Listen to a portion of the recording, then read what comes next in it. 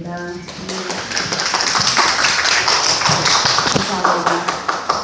저는 이 시간에 올해 특별히 일터에서 힘들었던 3개월 동안 어떻게 극복했으며 그 가운데서 감사와 내 삶에 동행하신 하나님을 여러분과 함께 나누는 시간을 갖고자 합니다. 기억하시겠지만 제가 회사에서 포상휴가로 스리랑카를 다녀온 지가 작년 10월이었으니까 어느새 1년이 다 되어갑니다. 여행의 후유증으로 인도 카레는 목장 모임 때 딱 한 번 먹고 그것이 다인 것 같습니다. 그래도 맛있더라고요. 휴가를 잘 보내고 이제 11월, 12월 크리스마스 휴가를 기다리면서 일들을 마무리하고 있었을 쯤인데 어느 날 저희 매니저가 CEO하고 저의 미래에 관해서 미팅을 잡겠다고 했습니다.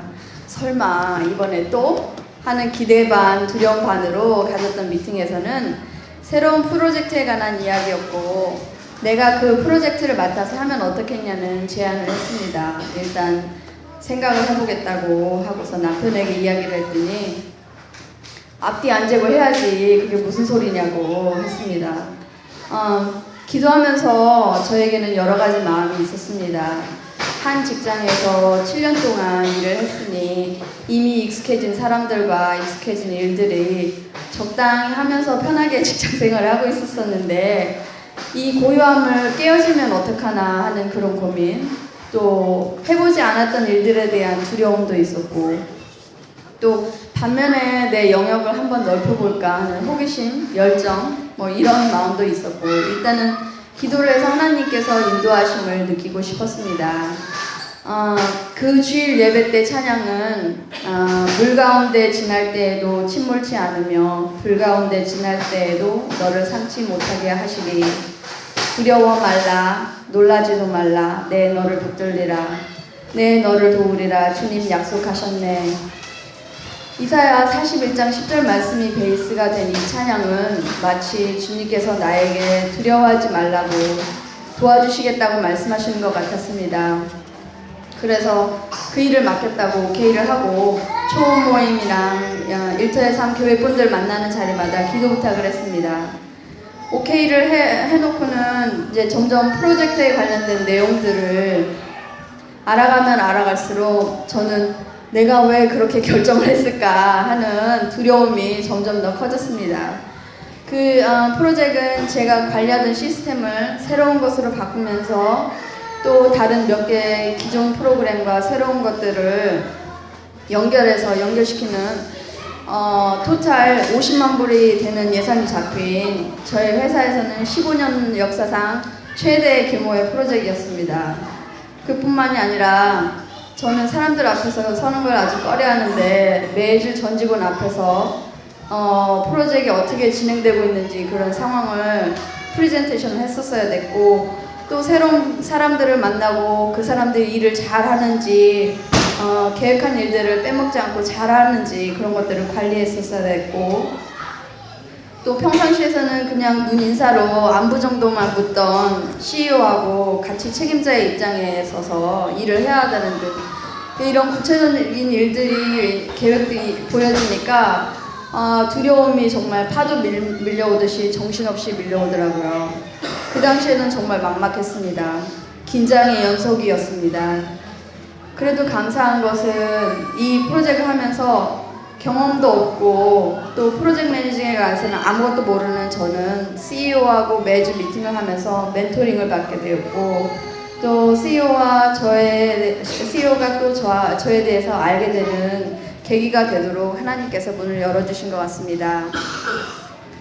그 일을 시작한 지 며칠 지나지 않아서 어느 날 아침에 출근을 했는데 갑자기 제 컴퓨터가 퍽 소리가 나면서 동시에 연기가 나면서 컴퓨터가 나간 일이 있었습니다.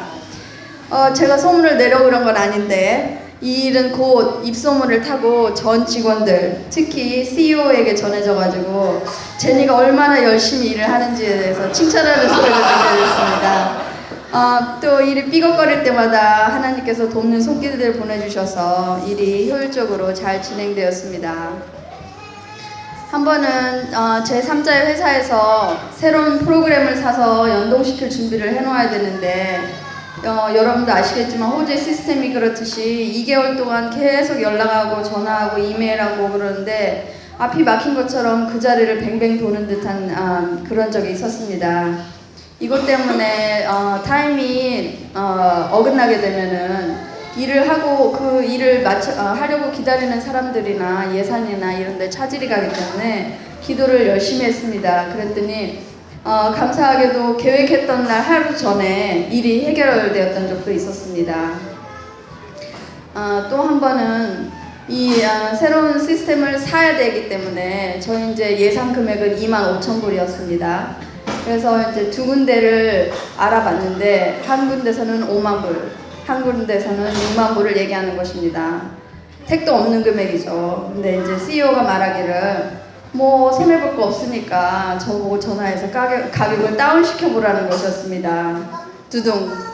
저는 평상시에 물건값도 잘 못 갖고 이 5만 불, 2만 5천 불에 어떻게 이걸 맞춘다는 말입니까? 그래서 이거 택도 없다. 하지만 그래도 CEO 하라고 그랬으니까 순종하는 마음으로 이제 두렵고 떨리는 마음으로 기도를 하고 전화를 두 군데다 했습니다. 이런 우리 상황이 이러저러하다. 그래놓고는 안 될 거라고 저는 생각을 했기 때문에 또 다른 더 저렴한 회사들을 웹사이트로 찾고 있었습니다. 그런데 며칠 후에 그 두 군데에서 다 가격을 맞춰주겠다면서 연락이 온 것입니다. 이제 이 소식을 전해들은 CEO는 저보고 흥정의 여왕이라면서 놀람을 금치 못하더라고요. 뭐 즐거운 일도 감사한 일도 많았지만 일이 잘 안 풀릴 때는 스트레스를 너무 많이 받고 밤에 두세 번씩 잠이 깨면서 그러면 1시간이 넘도록 이 생각 저 생각에 눈이 말똥말똥 했던 적이 많았습니다. 머릿속에서 자꾸 떠돌아다니는 생각들, 잘못되면 어떻게 하나, 벌어지지도 않았는데 그런 두려움들이죠.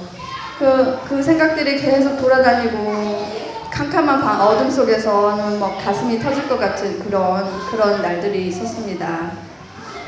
아무리 두려움을 바꿔서 긍정적인 생각으로 방향을 틀어도 몸은 수십 번 뒤척거려도 어느새 내 생각은 최악의 상황 속에서 헤매고 있었습니다. 며칠을 그러다가 하나님이 지혜를 주신 것 같습니다. 저희 한국에 있는 시댁 친정들 가족을 세어보니 22명 정도 되더라고요. 평상시에 이 가족들 이름을 불러가면서 기도를 잘 못하니까 그리고 다들 예수님을 믿지 않는 가족들이니까 이 시간에 두려움을 떨고 있느니 가족들을 위해서 기도를 해야 되겠다 그런 생각이 들었습니다. 그래서 이제 눈이 떠지면 우리 시댁 부모님들부터 시작해서 아버님, 어머님, 그리고 형님, 부부들, 조카들 이렇게 이름을 불러가면서 기도를 시작했습니다. 어쩔 때는 교회 식구들 이름까지 순번을 탈 때도 있었습니다. 새벽에 눈이 터질 때마다 기도하다가 보면 어느새 잠이 들고 또 깨면 또 이어서 가족 이름들을 부르면서 기도하고 그런데 이게 반복되다 보니까 어느 순간에는 이제는 그 중간에 잠이 들어서 순번을 다 돌지 못하고 잠이 들어버리니까 어느 날은 내가 너무 시댁 식구들만 기도하다가 끝나나? 이러면서 친정 식구들부터 먼저 기도해야 되겠다. 그래서 거꾸로 다시 순번 타면서 기도하게 됐습니다. 그렇게 3개월이 지나고 2014년 5월 12일에 프로젝트를 론칭하는 날이 왔습니다. 정말 감사하고 신기할 정도로 모든 것들이 순조롭게 진행되었습니다. 40명의 사용자들에게 새로운 시스템이 예정된 시간 안에 예산에서 벗어나지 않고 롤아웃 될 수 있다는 것이 저에게는 기적이었습니다. CEO도 말하기를 다른 회사에서는 새로운 프로그램을 개봉했으나 잘 맞지 않아서 다시 예전 프로그램으로 돌아가는 경우도 있었고 어떤 때는 자꾸만 일에 차질이 생겨서 3개월 프로젝트가 몇 년 동안 끝나지 못한 일들도 있었다고 이야기하면서 훈훈하고 성공적으로 1차 마무리가 되었습니다. 경험도 없고 영어도 네이티브가 아니고 자신감 있게 이끌어갈 리더십도 없고 부족한 건 투성이고 두려움으로 가득했지만 하나님을 의지해서 시작했기 때문에 왠지 뭔가 결단해야 될 것 같았습니다. 그래서 프로젝트를 시작하면서 생각을 했습니다. 삶의 우선순위에 대해서. 첫 번째는 목장 모임을 빠지지 않고 하기. 가끔 주말에 일을 하기도 했지만 가급적이면 주중에 8시, 10시, 밤 10시까지 일을 하더라도 결코 목장 모임을 지키리라고 결단했습니다. 우리 목장 식구들이 저의 모든 과정들을 다 들어주고 기뻐해주고 안타까워해주고 기도해주고 그래서 많이 힘이 되고 감사했습니다. 두 번째는 프로젝트 시작할 때쯤 일터의 삶 공부 광고가 있었습니다. 일이 바빠지고 신경 쓸 것이 많아질 거라서 잠깐 고민을 했지만 오히려 그 스트레스를 일터의 삶을 통해서 조절받을 수 있지 않을까 하는 기대감으로 일터의 삶을 신청했습니다. 첫 시간 말씀이 무슨 일을 하든지 사람에게 하지 말고 주님께 하듯이 진심으로 하십시오.